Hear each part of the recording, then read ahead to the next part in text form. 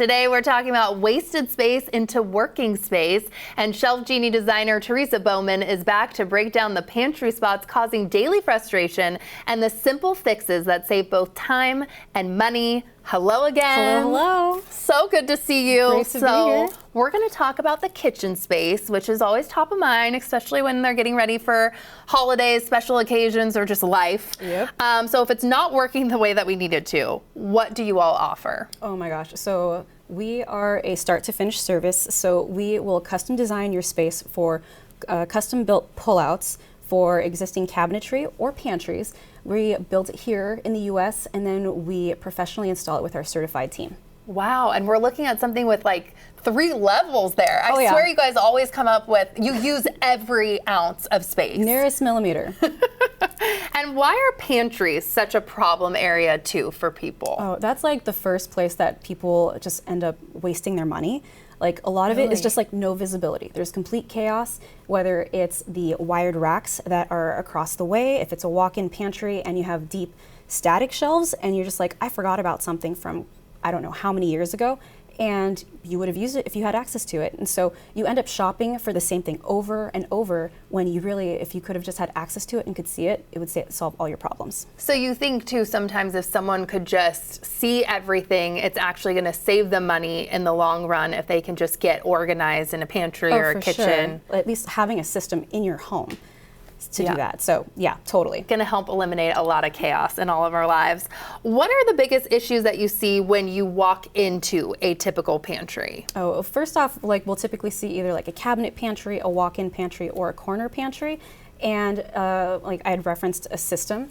And so like this one, for example, is something that we typically see. You see a lot of stacking. When it's something like a wired shelf, it doesn't lay flat, so it kind of looks a little disjointed and chaotic, and you don't have like items with like items, and then you just shove random things in there. So what we do when we design, you kind of go through an organizational audit where you have a certified designer that's walking through and understanding like how to use your space, what walk of life are you in, who are the users in your space, and we'll design it so that way the chaos goes away and you can actually shop your pantry instead of going through like 3 or 5 boxes of pasta that actually live in there, but you don't know that it's in there. Exactly, and I want to see the after. This is always so fun. So here it is. Walk us through exactly what you did. So these are examples of typical afters for corner pantries, and it's how you want to use it. So if you look on the left-hand side, the corner is usually a big headache for folks. They're like, I just don't know what to do with that corner area, so they could design it for things like appliances. So your appliances just live in that corner column right there. The left side could be for like your bigger bulkier things, like if it's your baking storage or if it's your cans and sauces, the similar heights all live together, and then you still have that access on the top for like seasonal things that you don't really use that often. And then on the right hand side, if you like the idea of a Lazy Susan, we could put things like that in there, it rotates.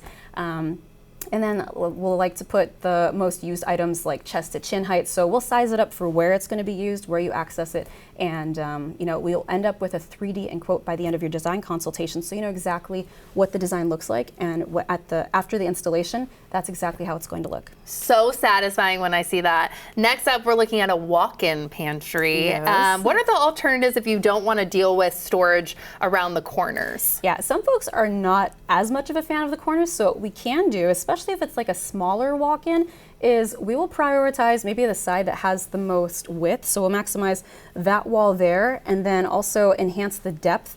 And because our extensions are full extension, 100-pound load capacity, like That's you're great there. If you have like a ton of cans, if you shop at Costco, and then if you want to have bare walls for hanging things, like hanging your Swiffer sweeper, your aprons, or additional storage, you have that available to you.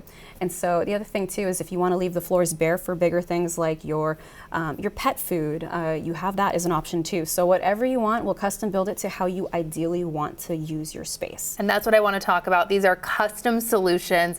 Talk about how you really fit the need customer to customer. customer? Yeah, so when we go in there and kind of, well, one, we'll listen to like the biggest pain points, like what's bringing you the most frustration.